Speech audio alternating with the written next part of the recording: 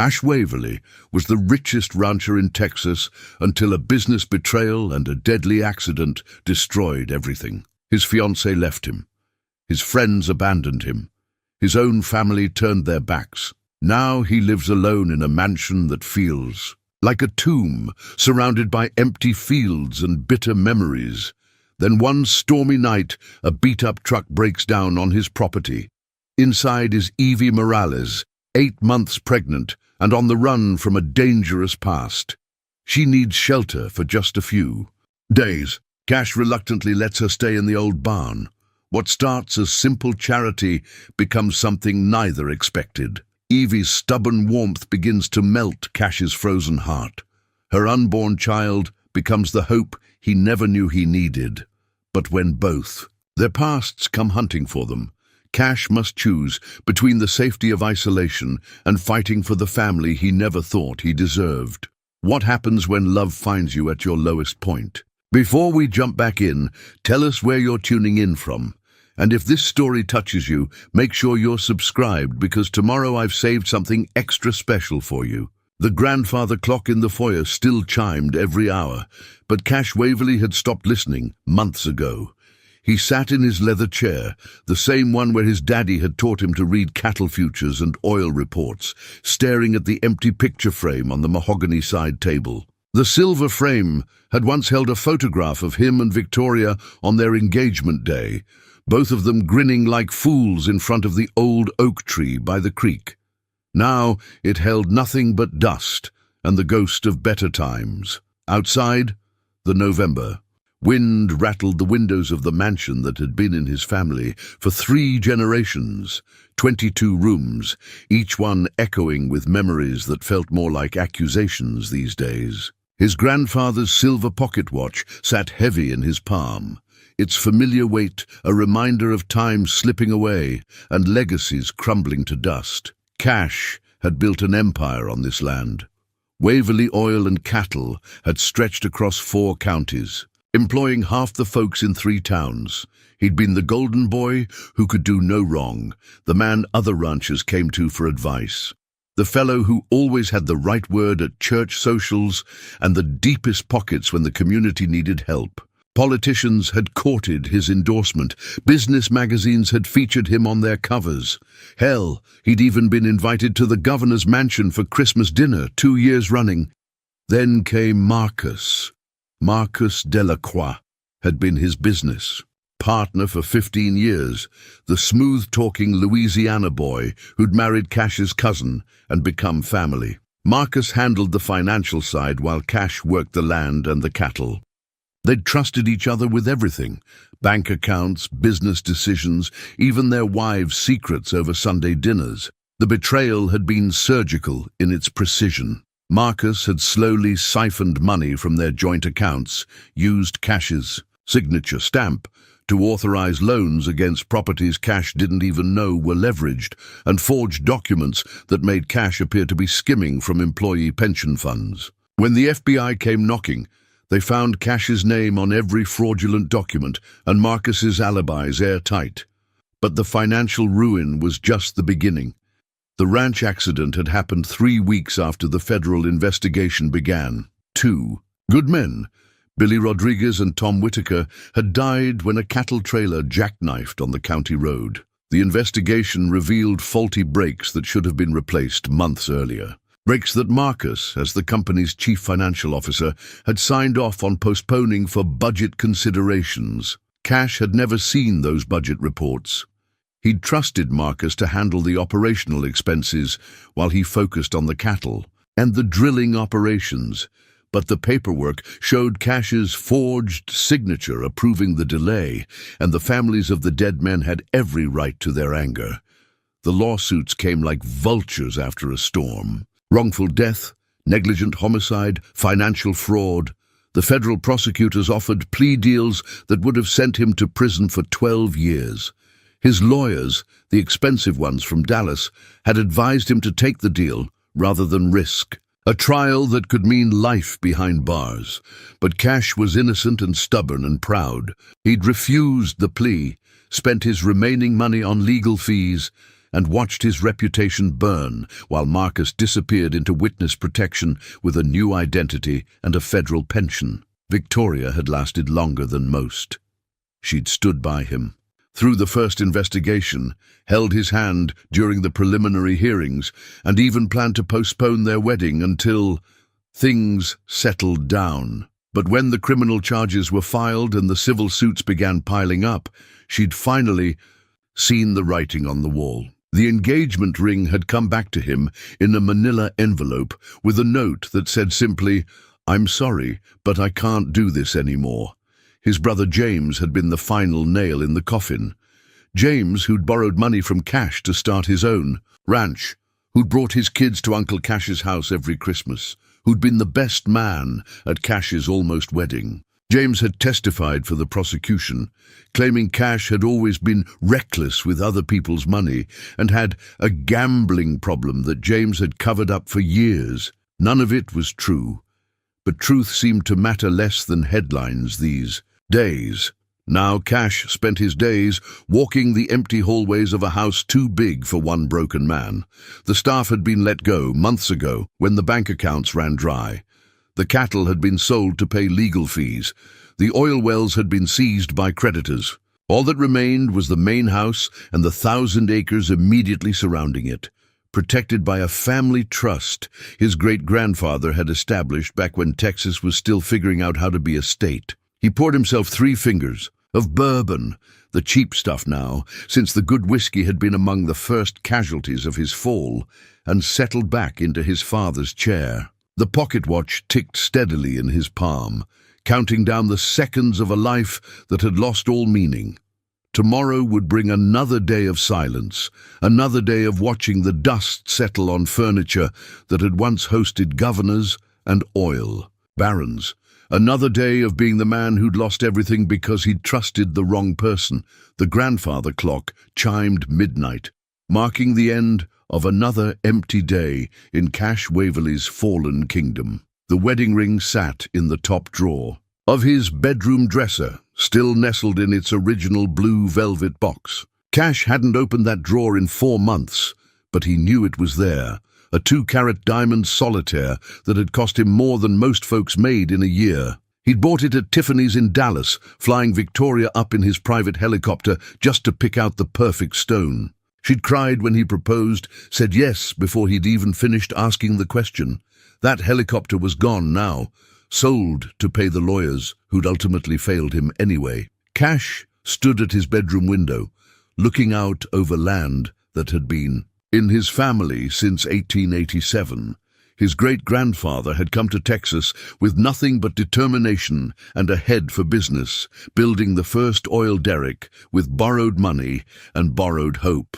Each generation had added to the legacy, more land, more wells, more cattle, more influence. By the time Cash inherited it all at 25, the Waverly name carried weight from Austin to Houston.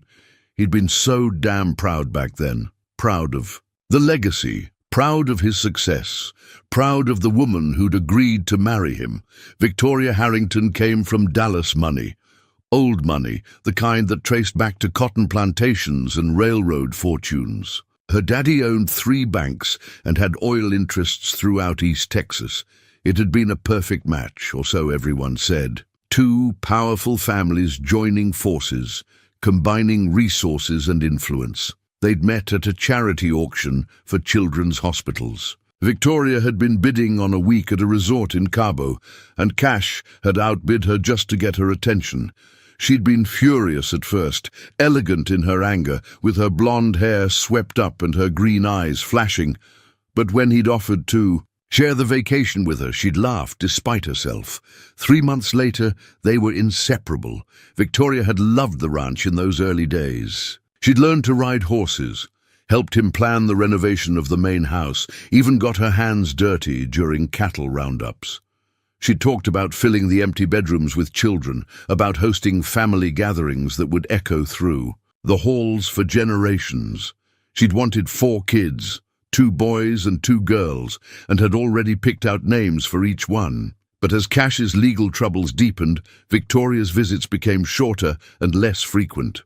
She'd started mentioning her father's concerns about the situation, suggesting that maybe Cash should consider settling out of court. When the criminal charges were filed, she'd stopped staying overnight, claiming she needed to think things through. The final break had come during the worst week of Cash's life. Tom Whitaker's widow had confronted him outside the courthouse, her 3 young children clinging to her black dress as she screamed accusations about how his negligence had made them orphans. The local news had captured every moment, broadcasting Sarah Whitaker's grief and rage to the entire state of Texas. That night, Victoria had called instead of visiting. Her voice had been calm and measured, the way she sounded when she was delivering bad news to the bank's loan applicants. "Cash, I love you, but I can't watch you destroy yourself like this.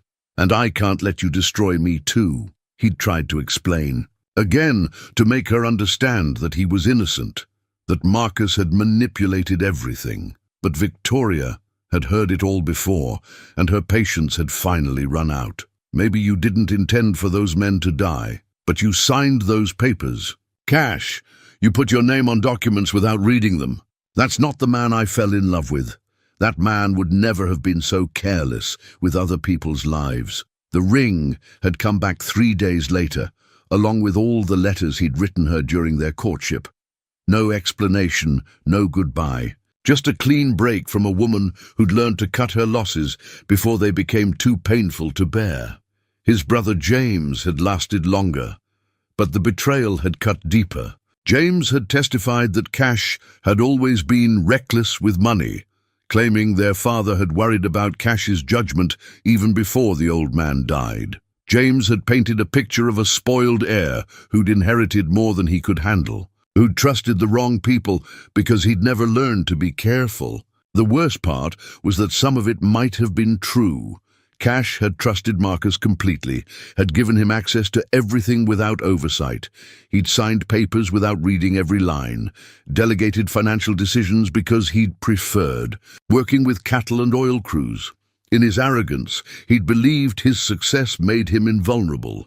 Now the legal bills continued to pile up on his kitchen table, and the civil suits dragged on with no end in sight. His remaining assets were frozen pending the outcome of multiple investigations. The IRS had seized his bank accounts, his credit cards had been cancelled. He lived on cash from the sale of his personal effects, watches, artwork, furniture that had been in the family for generations. The town that had once celebrated him now whispered behind his back. Former friends crossed the street to avoid conversation.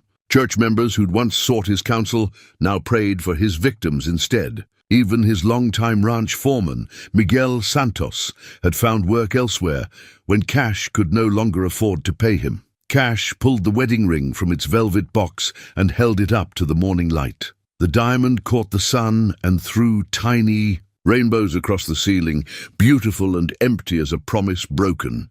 He'd planned to give Victoria everything: his name, his legacy, his love. Instead, he'd given her nothing but reasons to leave. He placed the ring back in its box and closed the drawer. Some ghosts were better left undisturbed. The family Bible still sat on the kitchen table where his grandmother had placed it 60 years ago, its leather cover cracked and faded from decades of daily readings. Cash couldn't remember the last time he'd opened it. The gold-embossed letters spelling Holy Bible had worn thin from his grandmother's fingers, tracing them during her morning prayers, but now they seemed to mock him from across the empty room. His daily routine had become a monument to meaninglessness. Coffee at 6, black and bitter because he'd forgotten to buy cream again. Toast if he remembered to eat, though most mornings he forgot until his stomach cramped around noon. He'd walk the property line, checking fence posts that didn't need, counting cattle that were no longer there. The silence followed him everywhere. No ranch hands calling out morning greetings, no cattle lowing in the pastures, no oil pumps rhythmically pulling black gold from the earth. The worst part was Sunday mornings. For 47 years, Cash had attended Cedar Creek Baptist Church with his family. His grandmother had carried him there as a baby. His parents had made sure he never missed a service growing up. and he'd continued the tradition as an adult. He'd served on the church board, funded the new Sunday school building, and never missed. Putting a generous check in the collection plate, now he couldn't bring himself to walk through those doors. The first Sunday after the arrest, he'd tried. He'd put on his best suit, driven the 10 miles to town, and sat in his truck in the church parking lot for 20 minutes. Through the windows, he could see the congregation he'd known his entire life, the Hendersons and the Martinez. Old. Mrs. Crawford, who taught his Sunday school class. Young families whose children he'd watched grow up. But when he'd reached for the door handle, he'd heard the whispered conversations from the week before, the speculation about his guilt, the pity in voices that had once held respect. He'd driven home instead, and he'd been driving home every Sunday since. The isolation was eating him alive from the inside out. He'd been a social man his entire life, the kind who knew everyone's name at the county fair and remembered to ask about sick relatives and new grandchildren. He'd hosted poker games with neighboring ranchers, attended every community event, and opened his home for fundraisers and political gatherings. The silence of his own company was a punishment worse than any prison cell. His drinking had gotten worse over the past month. It started with a beer at lunch, progressed to whiskey with dinner, and now he was opening the bottle before noon most days. The alcohol didn't make the pain go away, but it made the edges softer, made the empty rooms feel less like a mausoleum. His grandfather's pocket watch reminded him that each day was passing, but the whiskey helped him care less about where time was taking him. The ranch hands who'd worked for him for decades had been the hardest goodbye. Miguel Santos had been his foreman for 15 years, a steady man with 3 kids and a wife who made the best tamales in 3 counties. Miguel had tried to stay on without pay, insisting that the ranch was his responsibility too. But Cash couldn't let a good man sacrifice his family's security for loyalty to a lost cause. "Senor Cash," Miguel had said on his last day, his weathered hands turning his hat brim round and round, "you are a good man. The truth, it will come out. You will see." But Miguel's faith couldn't pay his mortgage or feed his children, so he'd taken a job with the Morrison Ranch 20 miles north. The other hands had scattered to neighboring spreads, carrying their skills and their stories to employers who could actually pay them. Cash missed their voices, missed the easy camaraderie of men who worked hard and understood the rhythm of ranch life. The house itself had become his prison. 22 rooms that had once buzzed with activity now stood empty and accusing. The dining room where he'd entertained oil executives and politicians now gathered dust. The den where his father had taught him to read financial reports was dark and cold. The master bedroom felt too big for one man's regrets. He'd started sleeping in his father's old office instead, curled up on the leather sofa with a blanket his mother had crocheted. It was the smallest room in the house, and somehow the size made the loneliness more bearable. The walls were lined with books his father had collected, treatises on animal husbandry, oil exploration, and Texas history. Sometimes Cash would pull down a volume and read until his eyes grew heavy, letting his father's marginalia remind him of conversations they'd shared about building something lasting. But even his father's wisdom felt hollow now. What was the point of building a legacy if it could all disappear because of one man's betrayal? What good were principles and hard work if the law couldn't tell the difference between an honest man and a criminal? The family Bible seemed to watch him from across the kitchen table, its presence both comforting and condemning. His grandmother had found strength in those pages. His parents had drawn wisdom from the Psalms and the Proverbs. But Cash couldn't bring himself to open it, couldn't face the possibility that even God had given up on him. The truth was, he'd given up on himself. Each morning brought the same routine of checking for mail that only contained legal threats, walking fences that protected nothing valuable, and counting the hours until he could drink himself to sleep again. The pocket watch in his hands measured time, but time no longer seemed to be moving toward anything worth reaching. He was becoming a ghost in his own life, haunting the rooms where he'd once been happy, waiting for an ending he couldn't envision, but couldn't avoid. The storm had been building all day, turning the November sky the color of old pewter and sending the mesquite trees into a frenzied dance. Cash stood on his front porch, whiskey glass in hand, watching the wall of rain sweep across the distant hills like God's own curtain falling on another empty day. The weather service had been talking about this system for a week, a massive front pushing down from Oklahoma, bringing golf ball-sized hail and the kind of wind that could strip the roof off a barn. He should have been worried about the house, about the old oak trees that leaned too close to the power lines, about the cattle gates that might blow open if the wind caught them right. But worry required caring about the future, and Cash had been living 1 hour at a time for so long that tomorrow felt like a foreign concept. The first fat raindrops hit the dust of his circular drive like bullets, each one sending up a tiny puff of parched earth. Texas had been dry all summer, and the ground was too hard to absorb much water. Most of this storm would run off into the creek beds and arroyos, turning them into temporary rivers that would flood the low-water crossings and strand anyone foolish enough to be driving in weather like this. Lightning split the sky with a crack that seemed to shake the windows, followed by thunder that rolled across the hills like a freight train. Cash took another sip of whiskey and settled into his father's old rocking chair to watch the show. There was something fitting about watching the sky tear itself apart when your own life had done much the same thing. That's when he saw the headlights. They appeared as two weak beams struggling through the curtain of rain, weaving back and forth along his private road like a drunk trying to walk a straight line. Cash squinted through the downpour, trying to make out what kind of fool would be driving in this weather.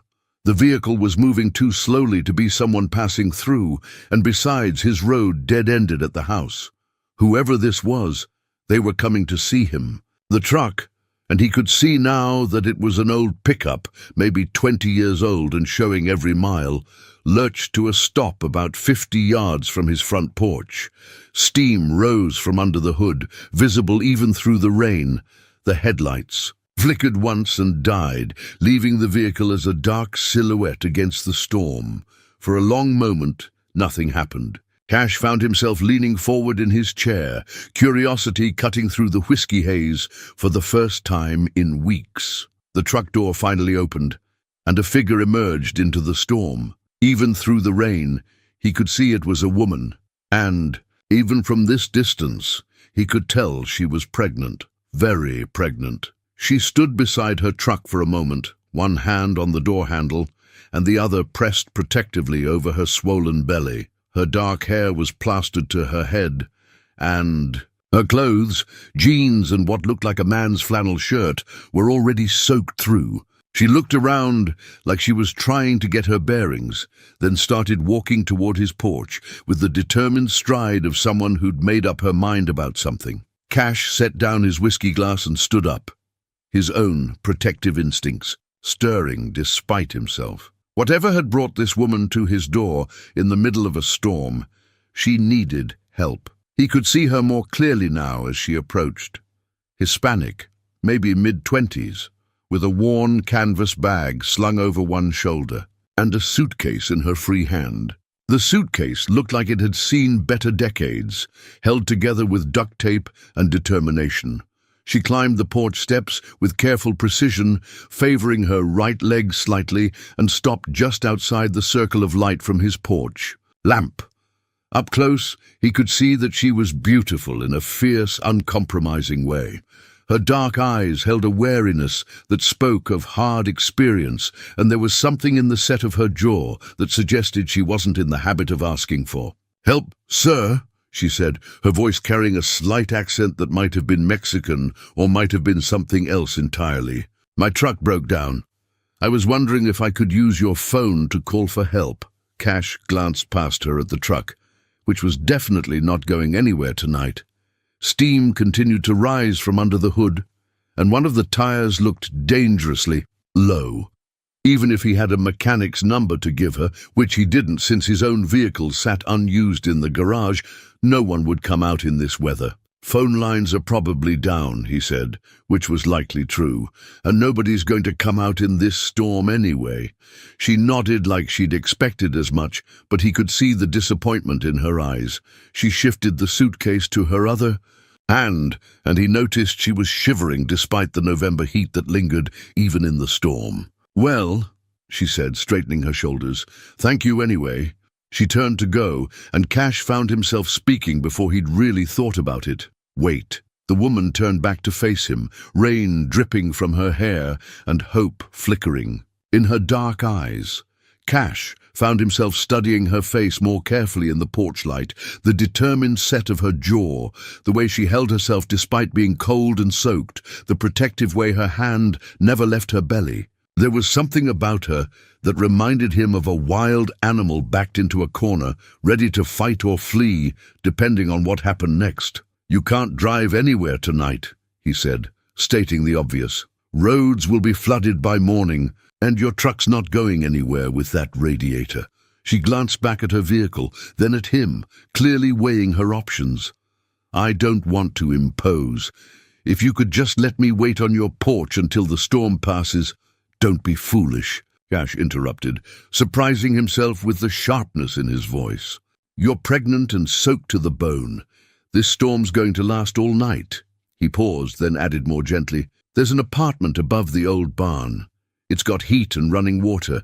You can stay there until you figure out what to do about your truck." The wariness in her eyes deepened. "I don't take charity." "It's not charity, it's common sense." Cash stepped back and gestured toward his front door.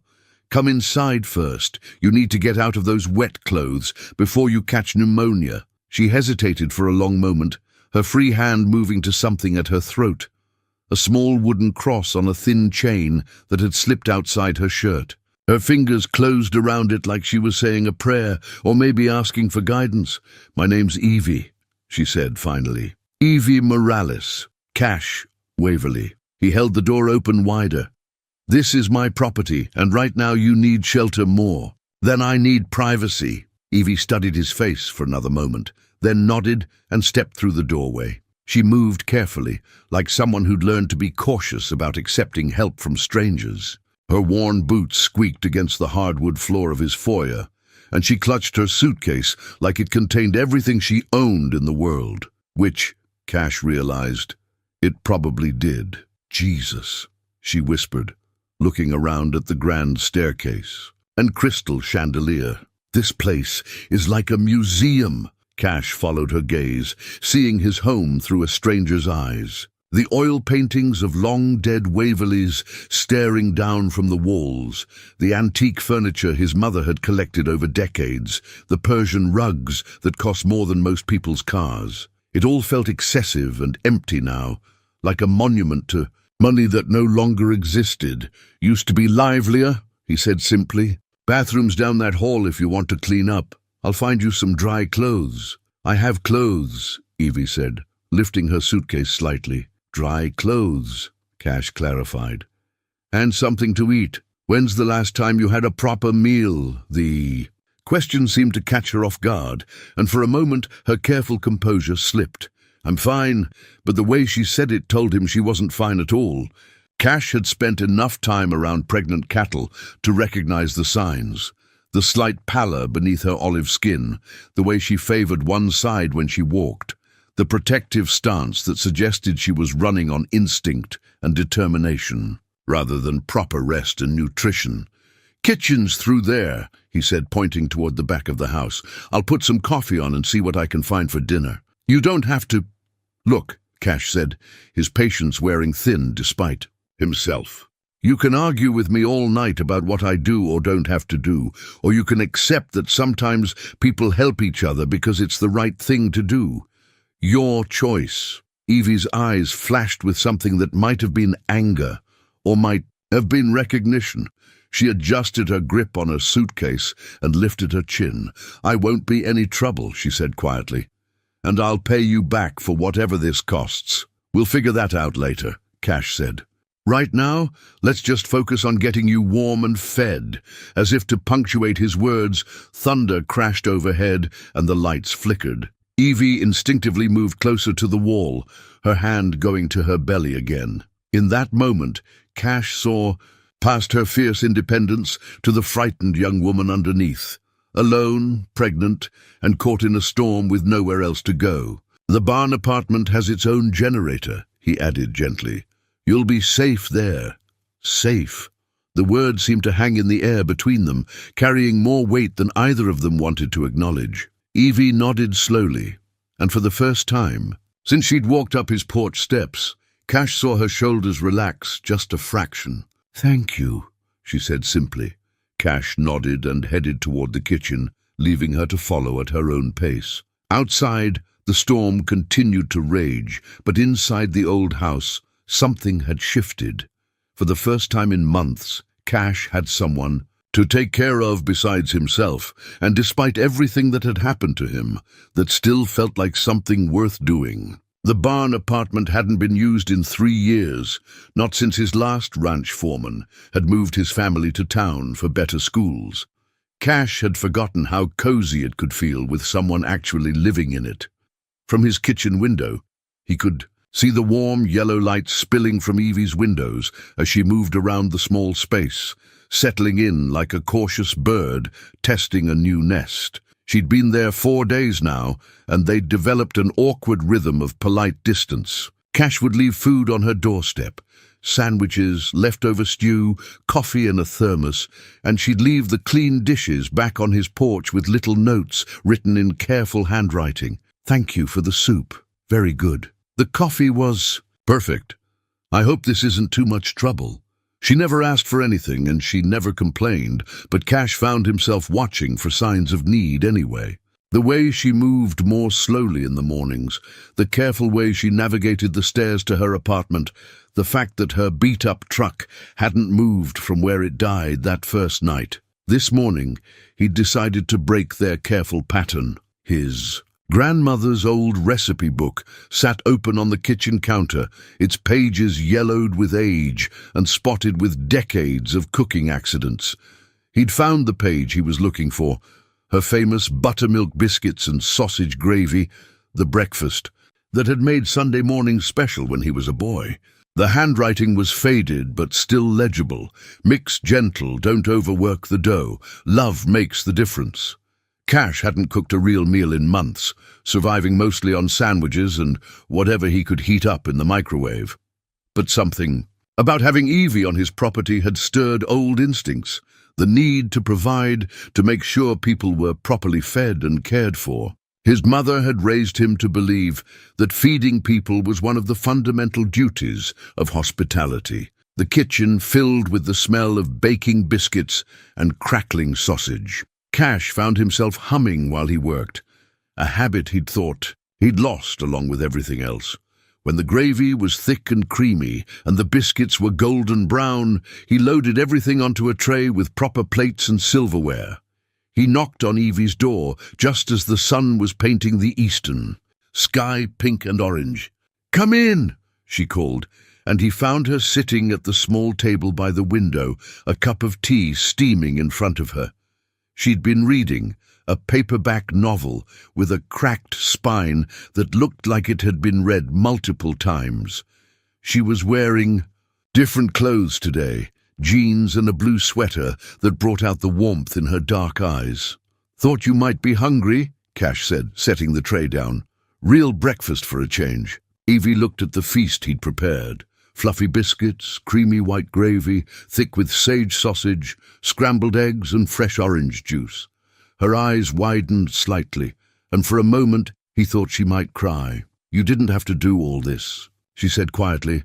"My grandmother's recipe," Cash replied, settling into the chair across from her. "She always said a proper breakfast could fix most of what ailed a person." Evie took a tentative bite of biscuit and gravy, then closed her eyes with something that looked like reverence. "Oh my God," she whispered. "This is incredible." Cash found himself smiling for the first time in weeks. She'd be pleased to hear that. Grandmother took her cooking seriously. They ate in comfortable silence for a while, watching the sun rise, paint the pastures gold through the window. Cash noticed that Evie ate with the focused attention of someone who'd learned not to take good food for granted.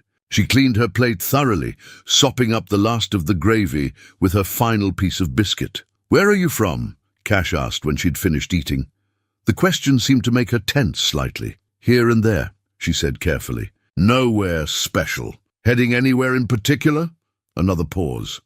"West, maybe. California.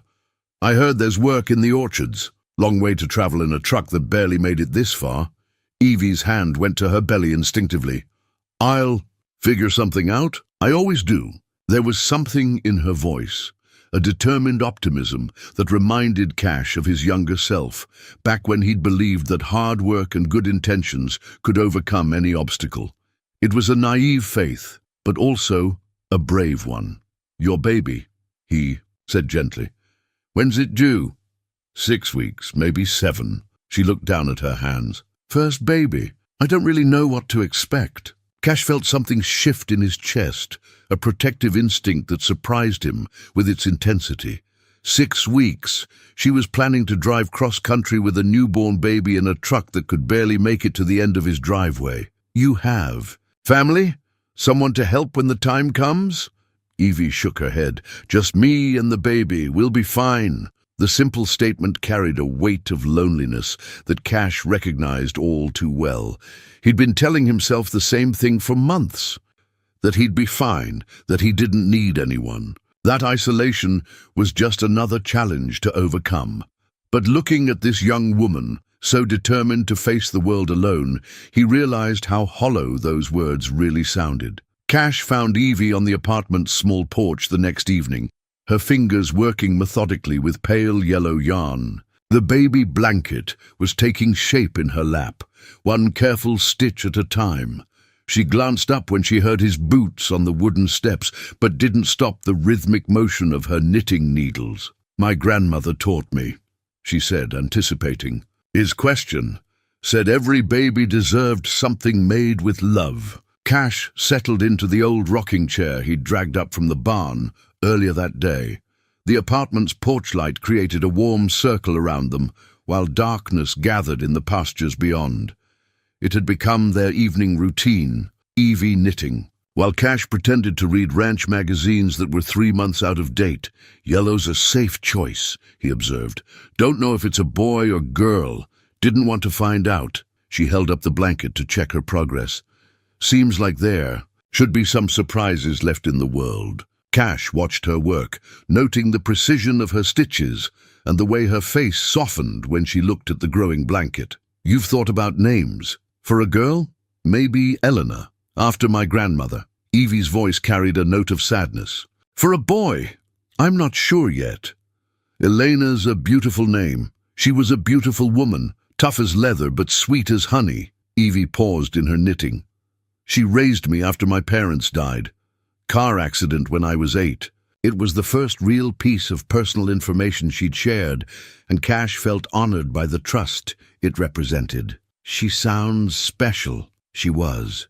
"Worked 3 jobs to keep food on the table, made sure I stayed in school. Never let me feel sorry. For myself," Evie resumed her knitting, "she would have loved this baby." The wistfulness in her voice told Cash that her grandmother was gone too, leaving Evie truly alone in the world. He understood that kind of loss, the way it hollowed you out and made everything feel temporary and fragile. "What about the father?" he asked gently. Evie's needles stopped moving. For a moment Cash thought she wouldn't answer, that he'd pushed. Too far too fast. Then she set the blanket aside and looked out into the darkness. He isn't a good man," she said carefully. "The kind who thinks his fists can solve problems, the kind who believes he owns people." Cash felt his jaw tighten. "He hurt you." It wasn't a question, and Evie didn't treat it like one. "For a while, until I got smart enough to leave." She touched the wooden cross at her throat. "Took me longer than it should have to realize that love isn't supposed to leave bruises." The simple statement hit Cash like a physical blow. He'd seen domestic violence before, heard the whispered stories at church socials, noticed the careful way some women covered their arms in summer heat. But sitting here with Evie, seeing the strength it had taken for her to leave, made it real, in a way that statistics never could. Does he know about the baby? He knows. Evie picked up her knitting again, but her stitches were tighter now, more controlled. That's why I'm running.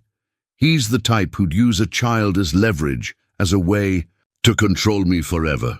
Cash understood now why she'd been so wary that first night, why she watched the road like she expected pursuit, why she never fully relaxed even in moments of apparent safety. She wasn't just pregnant and broke. She was hunted. You can't keep running forever, he said quietly.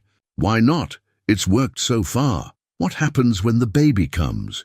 You planning to raise a child in that truck? Evie's needles stopped again. I'll figure something out. Find work somewhere. Maybe rent a little place. There are women's shelters and programs for single mothers.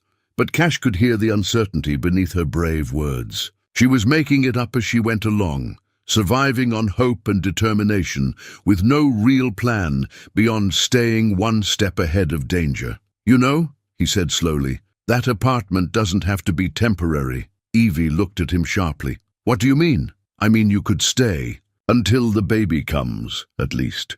Maybe longer. The words surprised him as much as they seemed to surprise her. He hadn't planned to make the offer, hadn't even realized he was thinking about it until the words left his mouth.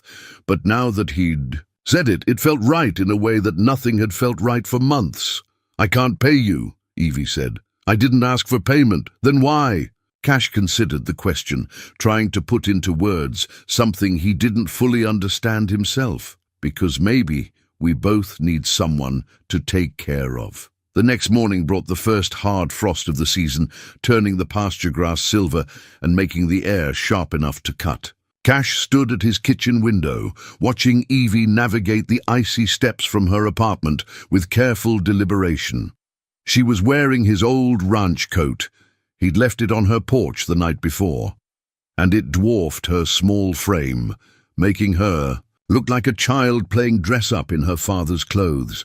She'd been different since their conversation on the porch, less guarded, but also more thoughtful, like she was trying to solve a puzzle with pieces that didn't quite fit. Cash had lain awake most of the night thinking about his impulsive offer, wondering if he was crazy to invite more complications into his already destroyed life. But watching her now, seeing the way she paused to check the ice before each step, one protective hand on her belly, he knew he'd meant every word. He met her at the kitchen door with coffee and eggs, and they'd fallen into an easy rhythm of shared breakfast. Evie had started contributing to the meals, pulling ingredients from her meager supplies to add flavor and creativity to their simple fare. This morning she'd made salsa from canned tomatoes and peppers, transforming plain scrambled eggs into something that tasted like hope. I need to tell you something, Cash said as they finished eating, about why everyone in town treats me like a pariah. Evie set down her coffee cup and waited, her dark eyes serious but not judgmental. Cash realized she'd never asked about his situation, never pried or demanded explanations for his isolation. She'd simply accepted his help and offered her quiet presence in return. He told her everything, about Marcus and the betrayal, about the ranch accident that killed Billy Rodriguez and Tom Whitaker, about the lawsuits and criminal charges that had stripped away his reputation along with his fortune. He showed her his father's belt buckle, the one with the Waverly brand etched deep into silver that had tarnished with neglect, and explained how it had been passed down through 4 generations of men who'd built something lasting on this land. My great-grandfather wore this buckle when he drilled his first oil well in 1903, Cash said, running his thumb over the familiar grooves. My grandfather wore it when he expanded the ranch to 3,000 acres. My father wore it when he modernized the operation and made us one of the biggest cattle operations in central Texas. He paused, feeling the weight of legacy and failure in the small piece of silver. I was wearing it the day I signed the papers that gave Marcus access to everything. The day I trusted the wrong man with 4 generations of work. Evie reached across the table and covered his hand with hers. Her skin was warm and calloused from hard work, and her touch was gentle but firm. "You didn't know," she said simply. "I should have known. I should have read every document, questioned every decision, been more careful with other people's lives. And money. You trusted someone you thought was family. That's not a crime. Tell that to the families of the men who died because I was too careless to check the maintenance reports." Evie squeezed his hand. "You didn't kill those men. Marcus did, with his greed and his lies. You're just the one left holding the guilt because he was smart enough to make sure your name was on the papers." Cash looked up at her, surprised by the conviction in her voice. He'd expected judgment, maybe pity, certainly the same careful distance that everyone else maintained when they heard his story. Instead, he saw understanding and something that looked like anger on his behalf. "How? Do you know I'm telling the truth?" he asked. "How do you know I'm not exactly what everyone says I am?" Evie smiled, the first real smile he'd seen from her since that night in the storm. Because a guilty man wouldn't have offered shelter to a pregnant stranger. Because a careless man wouldn't cook breakfast every morning or leave blankets on my porch when the weather turns cold. Because a bad man wouldn't feel this much pain about things that weren't really his fault. She stood up and began clearing the dishes, moving around his kitchen like she belonged there. "Besides," she added, glancing back at him, "I've lived with a really bad man. I know what they look like, how they act, how they make you feel. You're not him." Cash felt something ease in his chest, a knot of guilt and shame that had been wound tight for months starting to loosen. He wasn't innocent. His carelessness had created the opportunity for Marcus's betrayal, but maybe Evie was right. Maybe he wasn't the monster his own guilt had convinced him he was. "Thank you," he said quietly. "For what?" "For seeing something in me that I'd forgotten was there. Dr. Sarah Martinez had been delivering babies in Cedar Creek for 30 years, and she'd seen every kind of situation imaginable. But when Cash Waverley walked into her clinic with a very pregnant young woman he introduced as a friend staying on my property, Sarah couldn't hide her surprise. "Mr. Waverley," she said carefully, shaking hands with both of them. "It's been a while."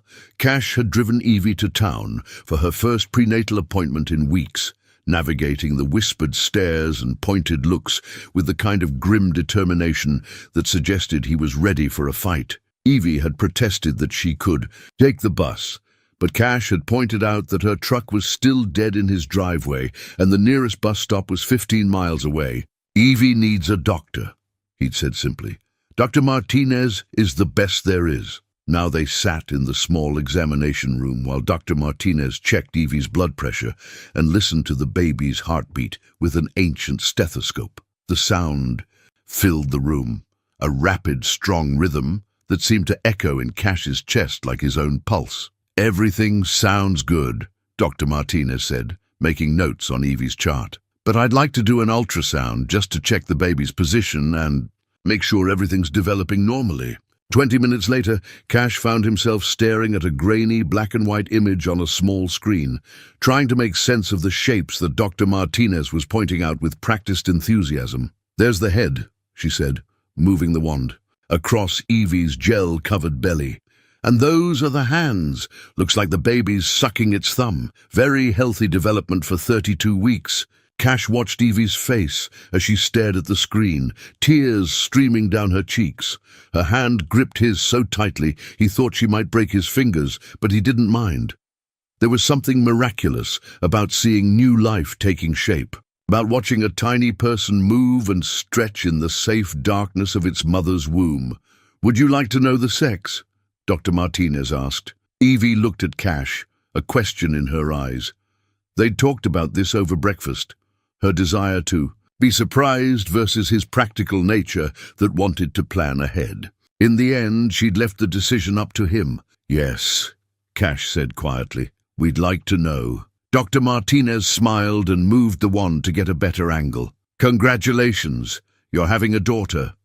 A daughter. Cash felt something shift in his chest, an emotion he couldn't quite name. He'd never thought much about children before, never imagined himself as a father figure. But sitting here, watching this little girl move on the screen, he felt an overwhelming surge of protectiveness and love for someone he'd never even met. "Elena," Evie whispered, her voice thick with emotion. "Her name is Elena." Dr. Martinez printed several copies of the ultrasound photo, handing them to Evie with a warm smile. "She looks perfect. Strong heartbeat, good size, moving around like she should be. You're doing everything right." As they prepared to leave, Dr. Martinez pulled Cash aside while Evie was getting dressed. "That young woman has been through something difficult," she said quietly. "I can see it in the way she holds herself, the old injuries that show up on examination. But she's lucky to have found someone like you." "She's the one doing me the favor," Cash replied. "I was half dead before she showed up." Dr. Martinez studied his face with the kind of penetrating look that came from decades of reading people's pain. "You both look better than you did the last time I saw either of you. Maybe you're exactly what each other needed." During the drive home, Evie stared at the ultrasound photo like it contained all the secrets of the universe. "She's real," she said wonderingly. "I mean, I knew she was real, but seeing her like that—" "She's beautiful," Cash said, and meant it. "Just like her mother." Evie looked at him with surprise, and Cash realized what he'd said. The words had slipped out naturally without thought or calculation. Somewhere along the way, he'd started thinking of them as a family. Him, Evie, and the baby they were both already loving. "Cash," Evie said softly, "when you filled out the paperwork today, you put yourself down as the emergency contact. Seemed like the practical thing to do. But it means something. If anything happens to me, if there are decisions to be made about the baby, nothing's going to happen to you," Cash said firmly. "I won't let it." Evie touched the ultrasound photo gently. "You really want us to stay, don't you?" Cash pulled into his driveway and turned off the engine. Through the windshield, he could see his house. No longer empty, no longer echoing with loneliness. Evie's presence had changed everything, filling the silence with purpose and hope. "Yes," he said simply. "I really do." The letter arrived on a Tuesday morning, mixed in with the usual pile of legal documents and overdue bills that had become Cash's daily burden. But this envelope was different. No return address, Evie's name written in block letters that looked like they'd been formed by someone trying to disguise their handwriting. Cash found Evie in the kitchen, making coffee and humming softly to herself. She'd been doing that more often lately, humming little Spanish lullabies that her grandmother had sung to her. The sound had become one of his favorite parts of the morning routine. "This came for you," he said, holding out the envelope. The moment Evie saw it, the color drained from her face. Her hand went instinctively to her belly, and Cash watched her careful composure crumble like a house of cards in a strong wind. "You don't have to open it," he said gently. But Evie was already tearing at the envelope with shaking fingers. She read the contents quickly, her breathing becoming shallow and rapid. Then she sank into a chair and stared at the paper like it contained a death sentence. "What does it say?" Cash asked. Without a word, Evie handed him the letter. The message was short and direct. "I know where you are. You can't hide from me forever. What's mine is mine, and that includes my kid. We need to talk." D. Cash felt a cold fury settle in his chest. "Who's D?" "Danny Reeves." Evie's voice was barely above a whisper. "Elena's father." Cash crumpled the letter in his fist. "How did he find you?" "I don't know. I've been so careful, paid for everything in cash, didn't use my real name anywhere." Evie's eyes filled with tears. "But Danny's smart and he's connected. He knows people who know people." "Connected how?" Evie wiped her eyes with the back of her hand. "His family runs drugs through half of South Texas. Not the big operation, but big enough to have money and influence. Big enough to hurt people who get in their way." Cash felt the pieces clicking into place. Why Evie had been so scared. Why she'd been running instead of going to the police. Why she'd been willing to live in her truck rather than ask for help. You couldn't hide from people with that kind of network, and you couldn't fight them through normal channels. Have you ever gone to the police about him? Twice. The first time they said domestic disputes were civil matters. The second time, After he put me in the hospital, they arrested him. He was out on bail in 6 hours, and the charges disappeared a week later. Evie's voice was bitter.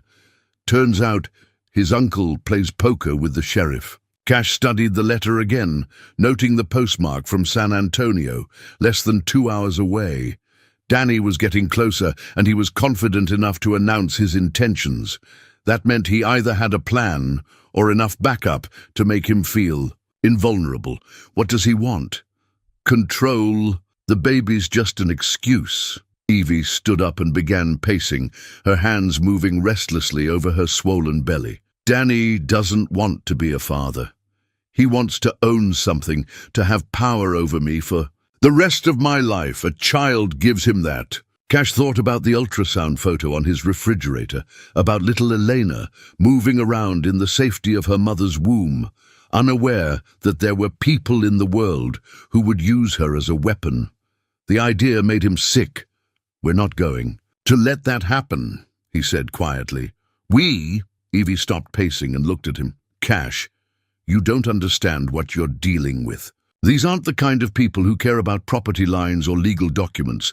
They take what they want and they eliminate problems. Then we eliminate them first. The words surprised them both. Cash had never been a violent man, had never even owned a gun beyond the rifles necessary for ranch work, but the thought of Danny Reeves getting his hands on Evie or Elena awakened something primitive and fierce in his chest. You can't fight people like this, Evie said desperately. You'll just get yourself killed, and then Elena and I will have nobody. Cash walked to the kitchen window and looked out at his land. The pastures his great-grandfather had claimed, the hills his family had worked for 4 generations.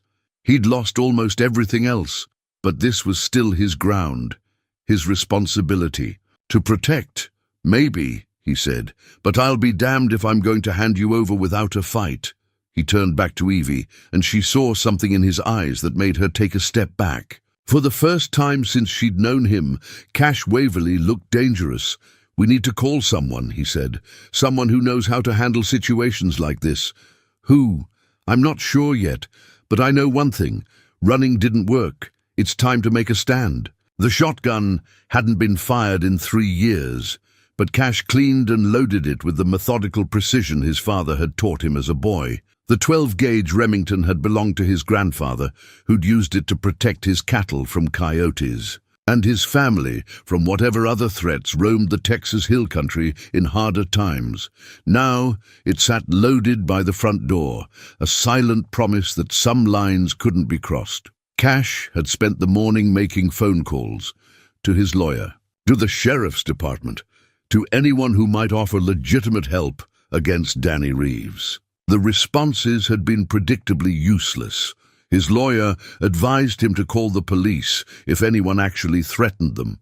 The sheriff's department said they couldn't act on a letter that didn't contain specific threats. Everyone seemed to think that a piece of paper and good intentions would protect a pregnant woman from a man with criminal connections. They didn't understand that people like Danny didn't respect laws or boundaries. They understood only strength and the willingness to use it. Evie found him on the front porch at sunset, sitting in his father's rocking chair with the shotgun across his knees. She lowered herself carefully into the chair beside him, her movements growing more awkward. As Elena grew bigger and stronger inside her, "You look like you're expecting war," she said quietly. "Maybe I am." They sat in silence for a while, watching the sun paint the western sky in shades of orange and red. In the distance, a hawk circled over the pastures, hunting for unwary prey. Cash found himself thinking about predators and protection, about the ancient rhythms of survival that civilization liked to pretend no longer mattered. "I went into town today," Evie said eventually. "Talked to some people." Cash looked at her sharply. "That wasn't smart. Danny's people could be watching. I was careful, but I needed to know what we're dealing with." Evie pulled a folded newspaper clipping from her pocket. "Found this in the library's computer." The article was from the San Antonio Express News, dated 6 months earlier. The headline read, "Local man charged in drug distribution ring." Danny Reeves's mugshot stared up at Cash from the page, a lean, hard-looking man with dead eyes and the kind of smile that belonged on a snake. Cash read the article quickly. Danny had been arrested as part of a federal investigation into drug trafficking along the I-35 corridor, but the charges had been dropped when key evidence disappeared, and witnesses suddenly became unwilling to testify. "He's got federal attention," Cash said. "That's good. Means he's on someone's radar. It also means he's desperate. Men like Danny don't handle federal investigations well. They start making mistakes, taking bigger risks." Evie's hand moved protectively over her belly. "That makes him more dangerous, not less." Cash folded the article and handed it back to her. "How long were you with him?" 2 years. "Long enough to learn how he thinks, how he operates." Evie's voice was steady, but Cash could see the cost of those memories in her eyes. "He's not stupid, but he's arrogant. He thinks money and fear are the only tools that matter." "What would he do if he couldn't find you?" "Keep looking. Danny doesn't give up and he doesn't forget. This baby represents ownership to him, proof that he can control my life forever." Evie paused, then added quietly, "He'll never stop coming." The simple statement hung in the air between them like a challenge. Cash understood what she was really saying, that running would only delay the inevitable, that Danny would keep hunting until he found them, or until someone made him stop permanently. "Then we end it here," Cash said. "Cash, you don't understand what you're saying. Danny won't come alone, and he won't come unprepared. Neither will we." Cash stood up and extended his hand to help Evie to her feet. "Come on, there's something I need to show you." He led her through the house to his father's study, where he pulled back a heavy rug to reveal a floor safe built into the concrete foundation. The combination was his father's birthday, and the safe opened with a quiet click. Inside were documents, cash, gold coins, and something that made Evie's eyes widen.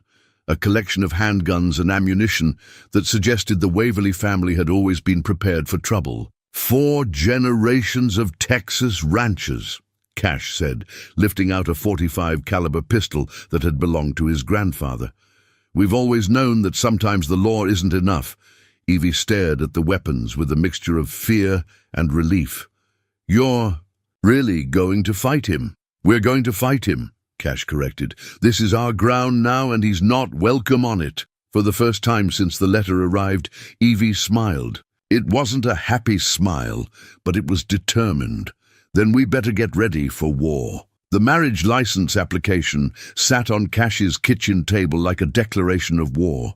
He'd driven to the courthouse in Cedar Creek that morning, walking through the whispered stares and pointed fingers of people who'd once called him friend. The clerk had been professional but cold, processing the paperwork with the efficiency of someone who wanted the transaction to end as quickly as possible. "This is crazy," Evie said for the 3rd time, staring at the official documents. "We barely know each other.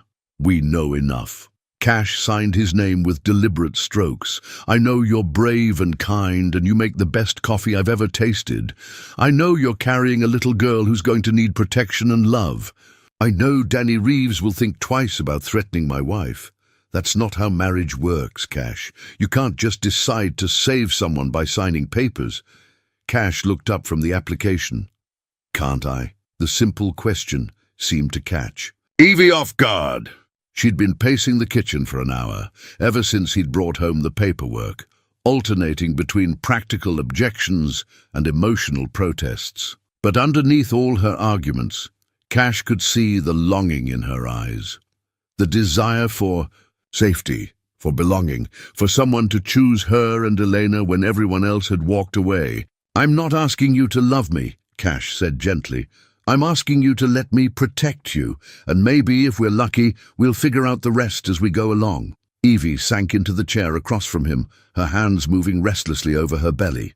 Elena had been active all morning, as if she could sense the tension in her mother's voice and movements. "My grandmother used to say that God sends people into our lives when we need them most," Evie said quietly. "But she also said that sometimes the greatest gifts come wrapped in the strangest packages." "Are you calling me strange?" That earned him a small smile.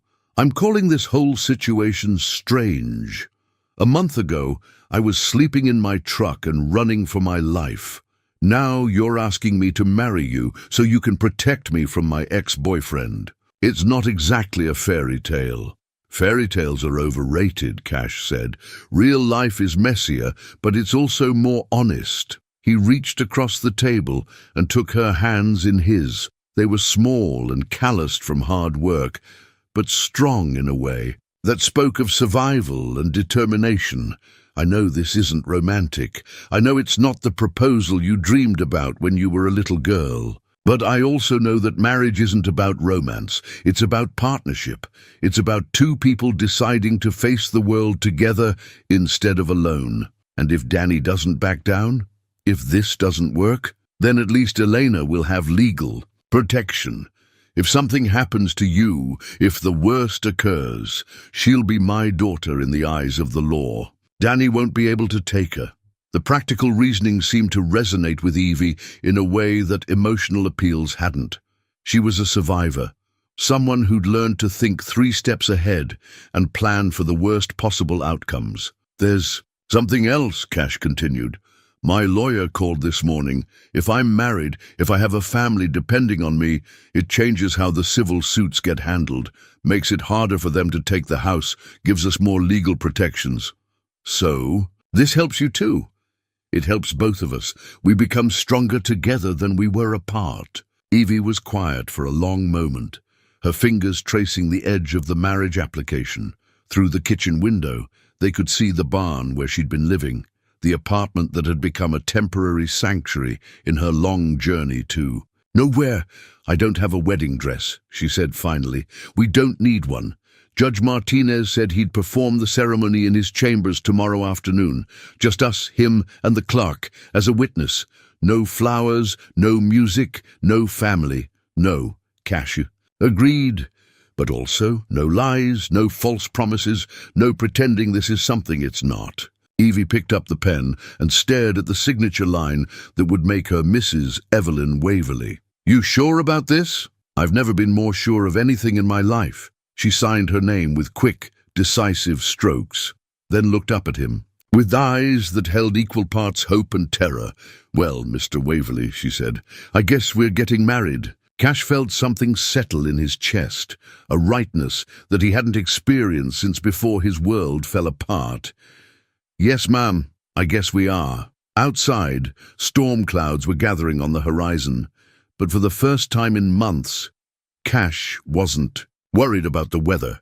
The private investigator's file landed on Cash's kitchen table with the weight of a bombshell. Frank Morrison had been his father's friend, a former Texas Ranger who'd gone into private security after retiring from law enforcement. Cash had called him the day after the marriage ceremony, asking for a background check on Danny Reeves that went deeper than newspaper articles. What Frank had found changed everything.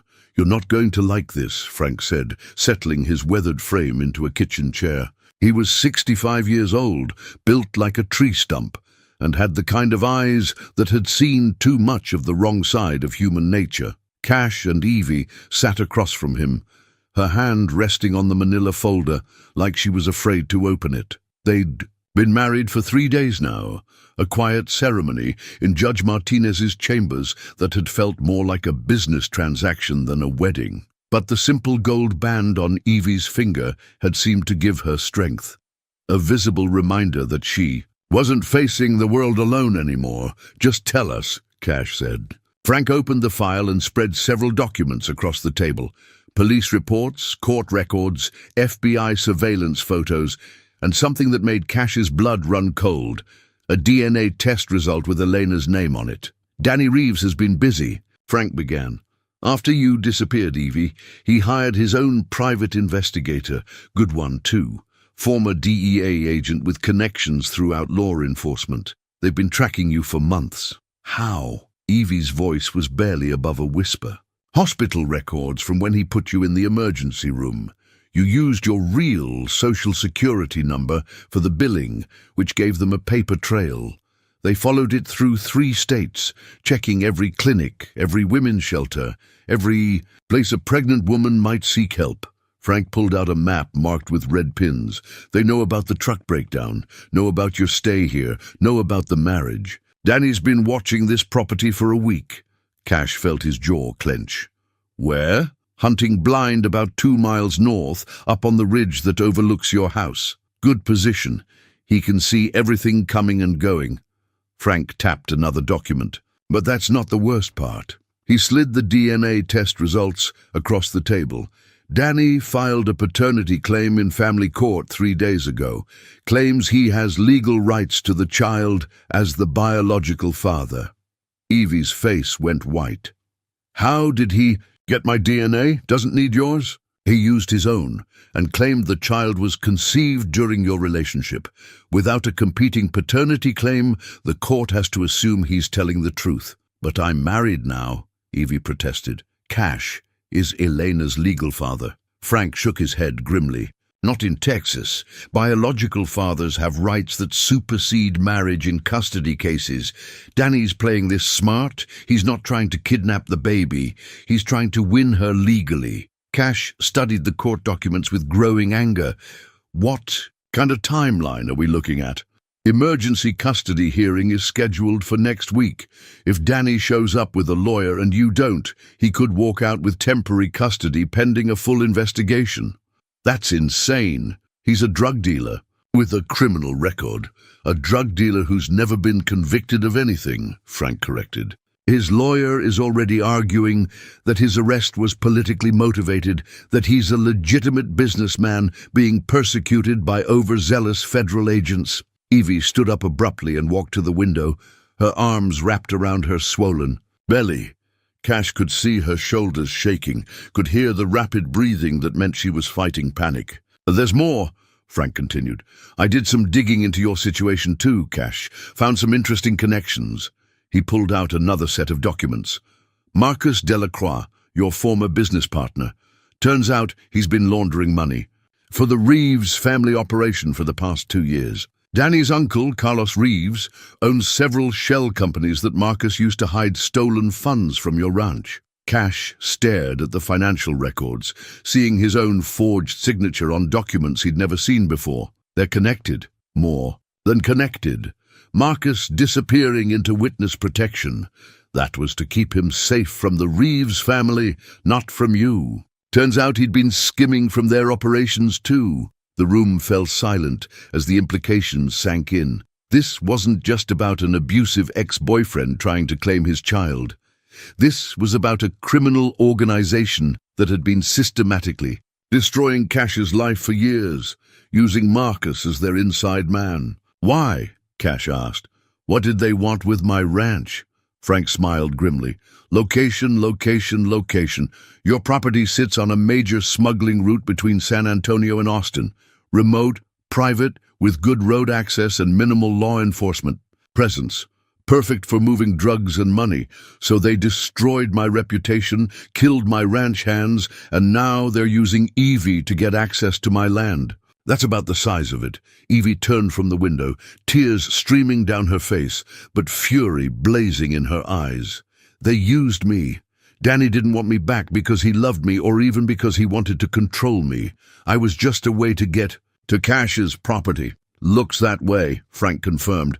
Question is, what are you going to do about it? Cash stood up and walked to his gun safe, pulling out the .45 that had belonged to his grandfather. We're going to end this. Cash, no, Evie said quickly. If you hurt Danny, you'll just prove everything they've said about you. Then we do this legally, Cash said, checking the pistol's action. But we do it prepared for the possibility that they won't. Frank Morrison's second file was thicker than the first, and when he opened it, Cash understood why the old ranger had looked so grim during their phone conversation. The photographs spilled across the kitchen table like evidence from a crime scene. Surveillance photos, bank records, and communication intercepts that painted a picture of corruption reaching deeper than Cash had ever imagined. I've been working this case for 72 hours straight, Frank said, his voice hoarse from exhaustion. Called in every favor I had with law enforcement. Pulled strings I haven't pulled in 20 years. What I found is going to change everything. The first photograph showed Marcus Delacroix shaking hands with a man Cash didn't recognize outside a bank in Houston. The timestamp showed it was taken 3 weeks before the ranch accident that killed Billy Rodriguez and Tom Whitaker. That's FBI agent David Chen, Frank explained. He's been running an undercover operation against the Reeves family for 18 months. Marcus isn't in witness protection. He's been a federal informant from the beginning. Evie leaned forward, studying the photos. What does that mean? It means everything that happened to Cash was part of a federal sting operation. They needed someone with legitimate business connections to help them trace the Reeves family's money laundering network. Cash's ranch was perfect, remote, successful, with enough financial complexity to hide their activities. Cash felt the room spinning around him. They destroyed my life for a federal investigation, not intentionally. The plan was to use Marcus to gather evidence, then expose the whole operation without involving you directly. But the Reeves family got suspicious and started putting pressure on Marcus. He panicked and decided to disappear, but he needed a scapegoat to explain why the books didn't balance. Frank pulled out a thick stack of bank records. Every fraudulent transaction, every forged signature, every suspicious transfer, Marcus documented all of it for the FBI. He just forgot to mention that he was setting you up to take the fall. The ranch accident? Cash asked, his voice tight, with controlled rage. Genuine accident, but Marcus saw an opportunity. He'd been delaying maintenance to create financial records that would support the fraud narrative. When the brakes failed and those men died, he used it to complete your destruction. Isvi's hand found Cash's across the table. Where is Marcus now? Frank smiled grimly. That's the interesting part. He's not in witness protection. He's in federal custody. Has been for 6 months. Turns out he was skimming from both the Reeves family and the FBI operation. Agent Chen arrested him when they discovered he was planning to disappear with about $12 million in stolen money. $12 million that came from my accounts, Cash said. Most of it, yes. But here's the good news. The FBI has been tracking every penny. They can prove where the money came from, where it went, and who authorized every transfer. Marcus kept detailed records because he thought it would protect him if things went wrong. Frank opened another file folder, this one containing legal documents. Agent Chen is prepared to testify on your behalf. The FBI wants to make this right, partly because they feel responsible for what happened to you, and partly because they need your cooperation to finish their case against the Reeves family. What kind of cooperation? Cash asked suspiciously. They want to use your property for the final phase of their operation. Danny's custody claim isn't just about Elena. It's about getting legal access to your ranch so they can establish their smuggling route. The FBI wants to let him think he's succeeding, then catch him and his entire organization in one coordinated takedown. Evie shook her head. You're asking us to use Elena as bait. I'm asking you to help us end this once and for all, Frank replied. The FBI has enough evidence to arrest Danny on the drug charges, but they want the whole network. If they can catch them trying to use your property for smuggling, they can file federal conspiracy charges that will put the entire family away for decades. Cash studied the photographs and documents spread across his table. Months of isolation and guilt. Months of believing he was responsible for the deaths of good men. Months of watching his life crumble because of his own carelessness. All of it orchestrated by people who saw him as nothing more than a useful target. What guarantees do we have? He asked finally. Federal marshals will be stationed on your property. Elena will never be in real danger. And when it's over, you'll have enough evidence to clear your name completely and recover your stolen assets. The civil suits will disappear when the families realize you were as much a victim as they were. Marcus, the FBI, and the Justice Department will all testify that you had no knowledge of the fraud. Cash looked at Evie, seeing his own thoughts reflected in her eyes. They could keep running, keep hiding, keep looking over their shoulders for the rest of their lives, or they could make a stand here, on this land that had been in his family. For 4 generations, and end the nightmare once and for all. How long? He asked. 2 weeks, maybe 3. They're already moving money through the area, testing routes and security. Danny's custody hearing is just the legal cover they need to establish a permanent presence on your property. And if something goes wrong, Frank met his eyes steadily, then Elena grows up knowing her parents died, fighting for her freedom instead of running from it. The federal agents arrived at dawn, their black SUVs winding up Cash's private road, like a funeral procession. Agent David Chen looked younger than Cash had expected for someone running a multi-year undercover operation. Maybe 40, with the kind of steady eyes that suggested he'd seen enough corruption to last several lifetimes. "Mr. Waverley, Mrs. Waverley," he said, shaking hands with both of them on the front porch. "Thank you for agreeing to cooperate with our investigation." Cash noted the way Agent Chen addressed Evie as Mrs. Waverley, with complete sincerity, as if their 3-day-old marriage was as legitimate as any other. It was a small gesture, but it told Cash that the FBI understood the stakes involved. "Let's be clear about something," Cash said as they walked through his house. "This isn't about cooperation. This is about survival. If you can clear my name and protect my family in the process, that's fine. But Elena's safety comes first." Understood completely, Agent Chen pulled out a tablet and began showing them detailed floor plans of the house and surrounding property. "We've been surveilling your ranch for the past week, mapping sightlines and access points. Danny's people have been watching too, which is why we need to be very careful about how we proceed." The legal documents Agent Chen produced were thick and complex, but the essence was simple enough. Cash would continue to live normally on his property while federal marshals established hidden positions throughout the ranch. When Danny made his move, either through the court system or through direct action, they'd be ready. "The custody hearing is scheduled for Monday," Agent Chen explained. "Our intelligence suggests Danny plans to use it as a distraction while his people establish a permanent presence on your land. Once the judge grants him visitation rights, he'll have legal justification for being here regularly." Evie shifted uncomfortably in her chair, one hand on her belly where Elena had been unusually active all morning. What if the judge decides in his favor? What if he actually gets custody? "That won't happen," Agent Chen said confidently. "We have a federal prosecutor prepared to intervene with evidence of Danny's criminal activities, but we need him to make the first move, to show clear intent to use your property for illegal purposes."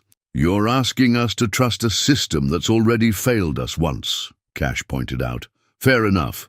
But this time you have federal backing, documented evidence, and a team of marshals who've been tracking the Reeves family for 2 years. This isn't local politics or small-town corruption. This is federal law enforcement with unlimited resources." Agent Chen introduced them to Marshal Sarah Williams, a compact woman in her 30s who carried herself like a professional soldier. She'd be living in the barn apartment next to Evie's old room, posing as a ranch hand Cash had hired to help with security during his legal troubles. "My job is to make sure nothing happens to your family," Marshal Williams said simply. "I've been doing protective detail for 8 years, and I've never lost a principle." The next few hours were spent installing hidden cameras and communication equipment throughout the property. Agent Chen's team worked with military precision, hiding surveillance devices in fence posts, barn rafters, and even the old oak tree by the creek. By evening, every approach to the house was monitored, and Cash had a panic button that would bring federal backup within minutes. "This feels like we're preparing for a siege," Evie said, as they watched the agents test their equipment. "In a way, we are," Cash replied, "but this time we're not facing it alone." That night, as they lay in the master bedroom that had become their shared space by necessity rather than romance, Evie turned to face him in the darkness. "Are you scared?" she asked quietly. "Terrified," Cash admitted. But not of Danny or his family. I'm scared of losing what we've built here. Scared of something happening to Elena before she even has a chance to be born. Something's happening between us, isn't it? Evie's voice was soft, uncertain. This isn't just about protection anymore. Cash considered the question carefully. Somewhere between shared breakfasts and evening conversations, between her quiet strength and his growing protectiveness, something had indeed changed. He found himself looking forward to her company, listening for her humming in the mornings, checking on her throughout the day, not out of duty, but out of genuine care. Yes, he said simply, something's happening. I need you to know, Evie continued, that whatever happens on Monday, whatever the judge decides, or what Danny tries to do, I'm grateful for what you've given me. For the first time in my life, I feel like someone chose me, chose to protect me, chose to fight for me. Cash reached for her hand in the darkness, finding her fingers warm and steady. You chose me too. You could have kept running, could have declined my offer and disappeared again. But you stayed. You trusted me with Elena's future. I trusted you with more than that, Evie whispered. Before Cash could ask what she meant, she moved closer in the bed, her hand finding his face in the darkness. When she kissed him, it wasn't desperate or passionate, but gentle and sure, like a promise being made without words. When they broke apart, Cash felt something settle in his chest that had nothing to do with federal investigations or criminal conspiracies. Whatever tomorrow brought, whatever dangers they faced, they would face them as a real family. Not just a marriage of convenience, but two people who had chosen each other in the midst of chaos. I love you, Evie said quietly. I love you too, Cash replied, surprised by how naturally the words came. Outside, federal agents maintained their vigilant watch, preparing for a battle that would determine not just their safety, but the future of 4 generations of Waverly legacy. But inside the old house, two people who had found each other in the darkness were finally ready to fight for something worth keeping. The Brazos County Courthouse had been built in 1889. Its limestone walls and soaring clock tower designed to inspire respect for law and order. Cash had walked through these halls countless times over the years, for property disputes, business licenses, even his marriage ceremony just days earlier. But he'd never felt the weight of justice pressing down on him quite like this. Judge Patricia Whitmore was a stern woman in her 60s who'd been presiding over family court for 20 years. She had a reputation for no-nonsense decisions and a particular intolerance for parents who used children as weapons in their personal battles. Cash hoped that reputation would work in their favor today. Danny Reeves sat at the plaintiff's table with his lawyer, a sharp-dressed man from San Antonio who probably cost more per hour than most people made in a week. Danny himself looked different than his mugshot, cleaner, wearing an expensive suit that made him appear more like a successful businessman than a drug dealer. But Cash could see the predator underneath the polish, the cold calculation in the way Danny's eyes moved over Evie, like she was property he intended to reclaim. Your Honor, Danny's lawyer began, my client is here today seeking nothing more than his fundamental right to be a father to his unborn child. Ms. Morales, Mrs. Waverly, has denied him any contact or involvement in the pregnancy, despite his repeated attempts to provide support and be present for important medical appointments. Cash felt his jaw clench. The lie was smooth and practiced, delivered with the kind of confidence that came from expensive legal coaching. Evie's own lawyer, a young woman named Rebecca Santos, who specialized in domestic violence cases, stood to respond. Your Honor, my client has documented evidence of Mr. Reeves's history of physical and emotional abuse. She left that relationship to protect herself and her unborn child, and has every right to maintain that protection. Nevertheless, Danny's lawyer interrupted. Paternity tests confirm that Mr. Reeves is the biological father.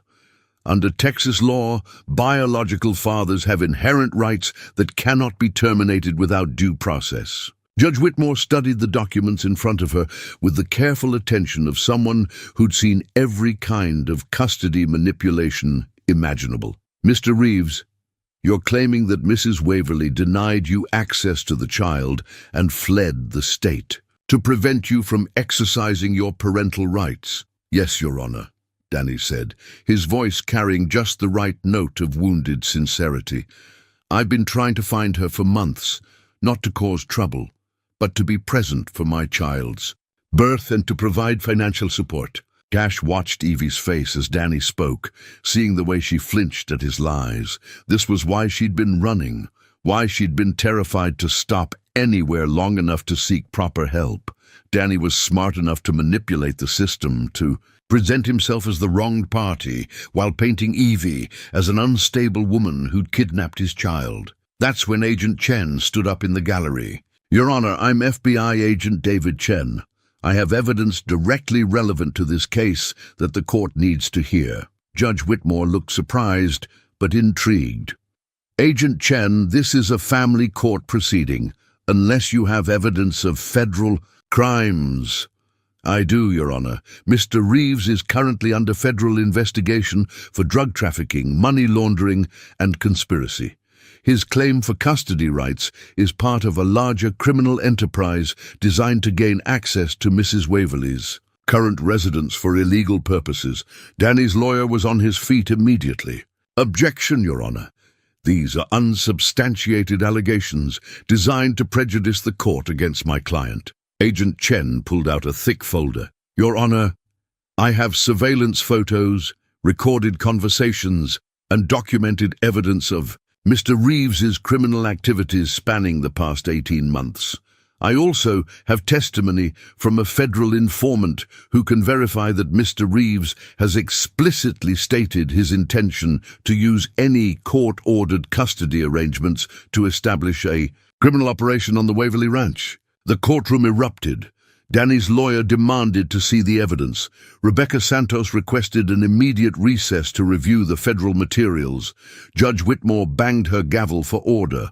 But Cash was watching Danny, and what he saw made his blood run cold. The mask of civilized businessman had slipped, revealing the dangerous predator underneath. Danny's eyes were fixed on Evie with naked rage, and his hands were clenched into fists at his sides. Your Honor, Agent Chen continued, the FBI is prepared to arrest Mr. Reeves on federal charges today, if necessary. We've been building this case for 2 years, and we have more than enough evidence to proceed. Judge Whitmore studied the federal agent carefully. Agent Chen, are you telling this court that Mr. Reeves represents a clear and present danger to Mrs. Waverly and her unborn child? Yes, Your Honor. An immediate and credible threat. That's when Danny made his move. He stood up suddenly, pushing past his lawyer toward Evie's table. Cash was moving before he'd consciously decided to act, intercepting Danny 3 steps from his wife. The 2 men crashed together in front of the judge's bench, Danny's momentum carrying them both to the floor. You think you can steal what's mine? Danny snarled, his hands reaching for Cash's throat. You think some piece of paper makes her yours? Cash rolled, using his larger size and ranch-hardened strength to pin Danny against the courtroom floor. Around them, bailiffs were shouting.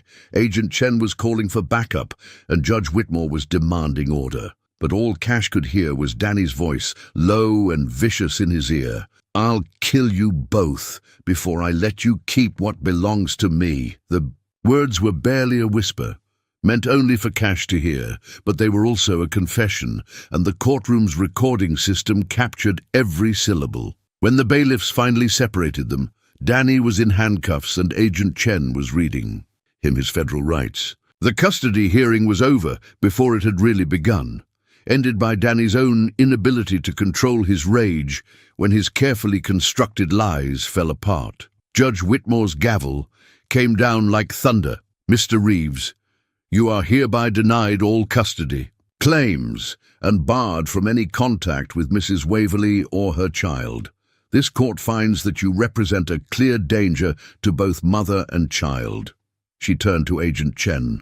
"Agent, I assume you'll be taking Mr. Reeves into federal custody." "Yes, Your Honor. We have warrants ready." As federal agents led Danny away, he looked back at Evie one last time. But the predatory confidence was gone, replaced by the desperate fury of a man who'd finally been cornered. "This isn't over," he called out as the courtroom doors closed behind him. But Cash knew it was. The gavel had fallen, justice had spoken, and his family was finally safe. Elena Rose Waverly arrived on a Tuesday morning in March, 3 weeks after the courthouse confrontation that had ended Danny Reeves's threat forever. She came into the world with her mother's dark hair, and what the doctors claimed was her father's stubborn chin, though Cash suspected that particular trait came from both sides of her new family. Dr. Martinez had delivered the baby at Cedar Creek General Hospital, the same place where Cash had been born 47 years earlier. The irony wasn't lost on him. His life had come full circle in that sterile delivery room, watching Evie bring new life into a world that had seemed impossibly dark just months before. "She's perfect," Evie whispered, cradling Elena against her chest while Cash sat beside the hospital bed, still amazed by the tiny miracle they'd created together. Not through biology, but through choice, through love, through the decision to build something beautiful from the wreckage of their separate pasts. The first photograph showed all three of them. Cash's weathered hand supporting Eleanor's impossibly small head, while Evie smiled with the exhausted joy of new motherhood. It would replace the empty picture frame on his side table, filling that space with hope instead of regret. Cash had been cleared of all charges 3 days after Danny's arrest. The federal prosecutors had moved quickly once they had Danny and his uncle Carlos in custody, offering reduced sentences in exchange for testimony that confirmed Marcus Delacroix's role in the money laundering operation. The ranch accident investigation was reopened with new evidence, officially clearing Cash of any negligence in the deaths of Billy Rodriguez and Tom Whitaker. The civil lawsuits had been dropped when the families learned the truth about Marcus's manipulation. Sarah Whitaker had even called to apologize, her voice thick with tears as she explained how the grief had made her blame the wrong man. Billy Rodriguez's widow had done the same, adding that she hoped Cash could forgive her anger. Forgiveness had come easier than Cash had expected. The anger that had consumed him for months had simply evaporated when he held Elena for the first time, replaced by a fierce protectiveness and a gratitude so profound it made his chest ache. The ranch was alive again. Miguel Santos had returned as foreman, bringing with him 3 of the old hands who'd found work elsewhere during Cash's troubles. The cattle were back in the pastures, the oil wells were pumping again, and the house echoed with sounds that had nothing to do with loneliness. Evie had transformed the smallest bedroom into a nursery, painting the walls a soft yellow that matched the baby blanket she'd finished knitting the week before Elena's birth. Cash's grandfather's pocket watch sat on the dresser now, no longer marking time toward nothing, but counting the precious hours of Eleanor's new life. On quiet evenings, when Elena was sleeping and the house was peaceful, Cash and Evie would sit on the front porch where they'd first learned to trust each other. Sometimes they talked about the future, about expanding the ranch, about giving Elena brothers and sisters, about the legacy they wanted to build together. Sometimes they just held hands and watched the sunset paint the Texas hills gold and red. "Do you ever think about how different things might have been?" Evie asked one evening, Elena sleeping peacefully in her arms. "Every day," Cash replied, "but I don't regret any of it. Not the betrayal, not the lawsuits, not even the loneliness, because it all led to you, to her, to this." Evie looked down at their daughter, who had opened her eyes and was staring up at them with the serious expression that Cash was learning meant she was thinking deep baby thoughts. "I love you, Cash Waverly," Evie said simply. "I love you too, Mrs. Waverly, both of you." The grandfather clock chimed the hour from inside the house, but Cash no longer counted time as something slipping away. Instead, He counted it as something gained. Every minute with his wife and daughter, a gift he'd never expected to receive. In the distance, oil pumps rhythmically pulled black gold from Waverley Land, just as they had for 4 generations. But now, they were pulling up something more valuable than money. They were pulling up hope, love, and the promise of a future worth fighting for. Elena Rose Waverley would grow up knowing she was chosen, wanted, and fiercely protected by a man who'd learned that sometimes the greatest treasures came wrapped in the most unexpected packages. And Cash Waverley, the man who'd lost everything, had finally found what he'd been searching for all along. A family worth keeping, a love worth fighting for, and a legacy that would last long after the oil wells ran dry.